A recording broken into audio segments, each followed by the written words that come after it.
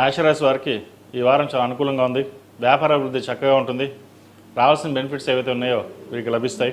ప్రభుత్వ ఉద్యోగం కోసం ప్రయత్నాలు చేస్తున్న వారికి చాలా అనుకూలంగా ఉంది. ఉద్యోగ ప్రయత్నాలు ప్రారంభించవచ్చు.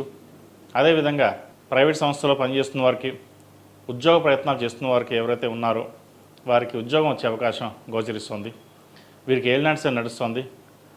అయినా సరే వ్యయంలో శని బలంగా ఉన్నారు. ఖర్చులు అధికంగా ఉంటాయి. ఉద్యోగపరంగా రావాల్సిన బెనిఫిట్స్ ఏవైతే ఉన్నాయో అవి వస్తాయి. సంతానాభివృద్ధి చక్కగా ఉంటుంది. చేసే పనిలో కృషి లభిస్తుంది. అదేవిధంగా ఒక నూతన కార్యక్రమాన్ని శ్రీకారం చుడతారు.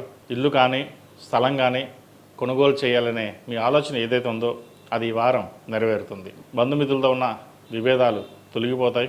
సహోదరుల మధ్య సఖ్యత పెరుగుతుంది. మీరంటే గిట్టని వాళ్ళు కూడా దగ్గరికి రావడం, చక్కగా మాట్లాడడం అనేవి జరుగుతాయి. మొత్తం మీద గత కొన్ని వారాల కంటే కూడా ఈ వారం వీరికి చక్కగా ఉంది. ముఖ్యంగా ఆర్థిక అభివృద్ధి బాగుంటుంది. బంగారం కానీ ఫ్లాట్ కానీ కొనుగోలు చేసే అవకాశాలు గోచరిస్తుంది. ఆరోగ్యం పట్ల మెలకు అవసరం. చిన్న చిన్న ఇబ్బందులు ఉండే అవకాశం గోచరిస్తుంది. షష్టమాధిపతి అయిన బుధుడు చతుర్థంలో ఉన్నారు. పంచంలో రవికేతువులు, తృతీయంలో గురువు, వ్యయంలో శని కూడా వీరికి బలంగా ఉంది. కాబట్టి ఒక సంచలనాత్మకమైన నిర్ణయాలు తీసుకోగలుగుతారు. మునుపటి నిర్ణయాల కంటే ఇప్పుడు మీరు తీసుకునే నిర్ణయాలే భవిష్యత్తు పైన ఆధారపడి ఉంటుంది. ఒక ఆశాజనకంగా ఉంటుంది. ఎన్నో కష్టాలు పడ్డాం, కష్టపడుతున్నాం, మన జీవితం ఇంతేనా అనే భావన కాకుండా ఇంకా ముందుకెళ్దాం, పరమేశ్వర అనుగ్రహం తోడుంటుంది, దైవబలం ఎక్కువగా ఉంటుంది, మన కష్టం మనం పడదాం, ఒకరి మీద మనం ఏ రోజు డిపెండెన్సీగా లేము, ఇప్పుడు కూడా ఉండవలసిన అవసరం లేదు, ఏదైతే ఏమైంది అడుగు ముందుకు వేద్దామనే సంకల్ప బలం ఎక్కువగా ఉంటుంది. ఒకప్పుడు ప్రతి విషయాన్ని ఆలోచించేవారు. ఇప్పుడు మీరు ఆ ఆలోచన కాకుండా ఒక నిర్ణయానికి వచ్చి ముందుకు వెళ్ళాలనే భావన ఏర్పడుతుంది. ఇది ఒక అందుకు మంచిదని చెప్పచ్చు. ఏలినాటి శని నడుస్తున్నప్పుడు కూడా కొంతమందికి ఇబ్బందికరంగా ఉంటే కొంతమందికి ఏలినాటి శని కలిసి వస్తుంది కూడా. ప్రస్తుతం మీకు ఈ వారం ఏలినాటి శని నడుస్తున్నా కూడా శని భగవానుడు చక్కగా ఉన్నారు కాబట్టి ఎటువంటి ఇబ్బంది లేకుండా ఈ వారం గడిచిపోతుంది. వివాహాది శుభకార్యాల విషయంలో కూడా చక్కగా రాణించగలుగుతారు. మంచి సంబంధం కుదురుతుంది. వ్యాపార అభివృద్ధి చక్కగా ఉంటుంది.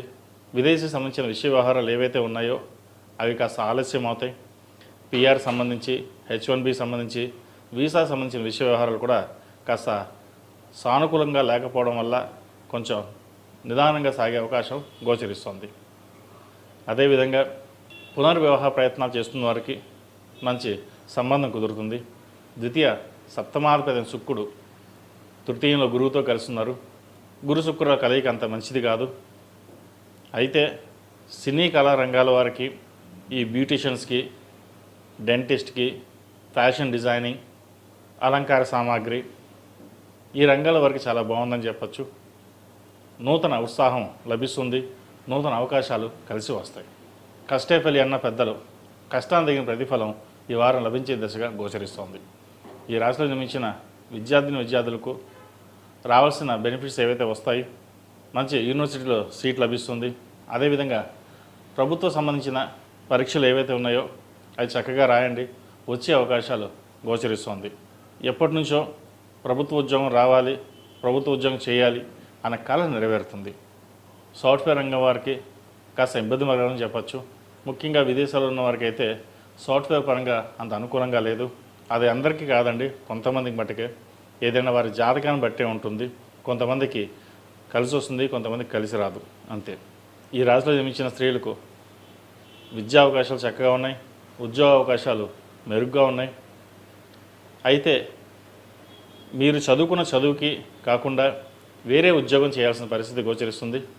సరే, ఏదైనా సరే ముందు ఉద్యోగం ముఖ్యం, ఉద్యోగం చేద్దాం, ఏదైనా పర్వాలేదు అనే భావంతో ఉద్యోగంలో జాయిన్ అవ్వడం, మంచి ఉద్యోగం రావడం అనేది ఏర్పడుతుంది. వ్యాపార రీత్యా కూడా వీరికి ఈ వారం సానుకూలంగా ఉంది. అయితే ఆరోగ్యం పట్ల చిన్న చిన్న ఇబ్బందులు ఉంటాయి. వాటి విషయంలో జాగ్రత్తలు తీసుకోండి.